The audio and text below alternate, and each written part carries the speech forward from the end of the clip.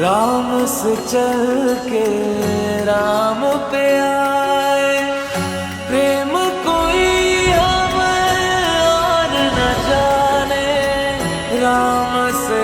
अरे बेटा, तूने ये धन को क्यों नहीं चुना? तुझे पता नहीं है क्या, आज के युग में पैसे ही सबसे बड़ी चाली है। आज के युग में इसके बिना कुछ भी नहीं है, और तूने बहुत बड़ी गलती करी है पैसा ना चुन के। बाबा, हनुमान जी त्रेता युग से हैं और हमेशा रहेंगे, इसलिए मैंने इनको चुना क्योंकि यही परम सत्य हैं और धर्म का सार हैं।